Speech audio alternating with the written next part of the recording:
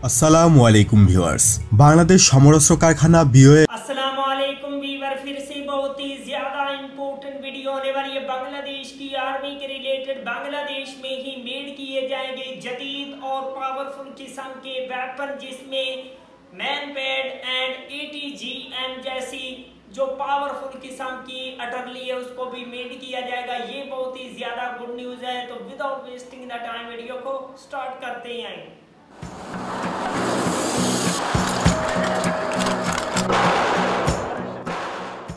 আসসালামু আলাইকুম ভিউয়ার্স। বাংলাদেশ সমরস্ত্র কারখানা বিওএফ দেশেই very short range air defence missile ভিশরাট এবং anti tank guided missile ATGM নিজ দেশেই বানানোর জন্য প্রোডাকশন লাইন খুলতে যাচ্ছে। এজন্য বিভিন্ন বৈদেশিক কোম্পানিদের থেকে এক্সপ্রেশন অফ ইন্টারেস্ট ইউআই ইস্যু করেছে ডিজিটিপি। শর্ট রেঞ্জ এয়ার ডিফেন্স হিসাবে কোন মিসাইল তৈরি করা হবে তা জানা না গেলেও খুব সম্ভবত দেশেই মেটিস M1 অ্যান্টি ট্যাঙ্ক গাইডেড মিসাইলের লাইসেন্স প্রোডাকশন শুরু হতে যাচ্ছে। সামরিক বাহিনীর সক্ষমতা বৃদ্ধিতে এটি একটি অনন্য মাইলফলক হিসাবে পরিগণিত হবে। তো অনেকেই বলতে পারেন শর্ট রেঞ্জের এয়ার ডিফেন্স কেন? প্রথমত, কোনো কিছুর উৎপাদন ছোট দিয়েই শুরু করতে হয়। Very short range air defence missile মূলত ম্যানপ্যাড বা শোল্ডার লঞ্চ মিসাইল বোঝানো হয়। যুদ্ধকালীন সময়ে low and extremely low aerial টার্গেটকে মিডিয়াম টু লং রেঞ্জের স্যাম ধ্বংস করতে পারে না। এখানে রাজত্ব ম্যানপ্যাড বা শোল্ডার লঞ্চ মিসাইলের।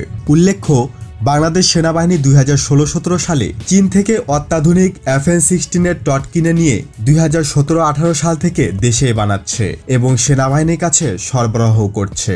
FN-16 হলো চীনের FN-6 ম্যানপ্যাডের আধুনিক ভার্সন, যেখানে আগের চেয়ে ভালো সিকার এবং গাইডেন্স সিস্টেম ব্যবহার করা হয়েছে। অত্যাধুনিক এই মিসাইলের রেঞ্জ 8 কিলোমিটার। ম্যানপ্যাডের সর্বোচ্চ রেঞ্জ 8 কিলোমিটারের মতো হলেও এর সক্ষমতা মোটেও কম নয়। FN-16 দিয়ে বেশ কিছু মডেলের হেলিকপ্টার, এমনকি জর্ডান এয়ারফোর্সের F-16 যুদ্ধবিমানকে ভূপাতিত করার রেকর্ডও রয়েছে।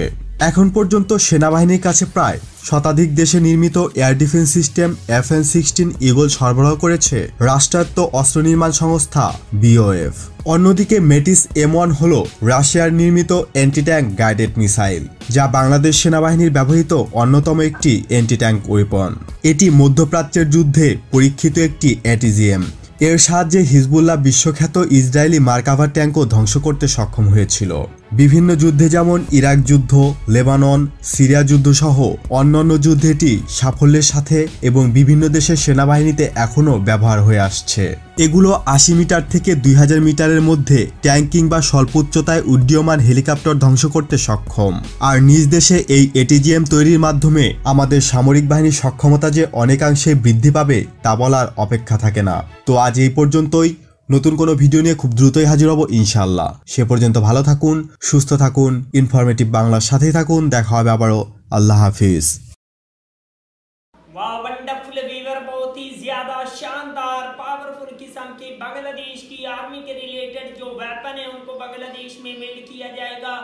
ये बांग्लादेश की आर्मी के लिए कितनी ज्यादा अच्छी न्यूज है। आप लोग भी हमें कमेंट्स में अपनी राय जरूर दीजिएगा। बांग्लादेश को अपनी ही कंट्री में वेपन को मेड करना ये एक बहुत बड़ी बात है और बांग्लादेश की आर्मी इससे स्ट्रॉन्ग भी होगी। मिलते हैं आपसे नेक्स्ट वीडियो में इंशाल्लाह। तब तक के लिए अल्लाह हाफिज।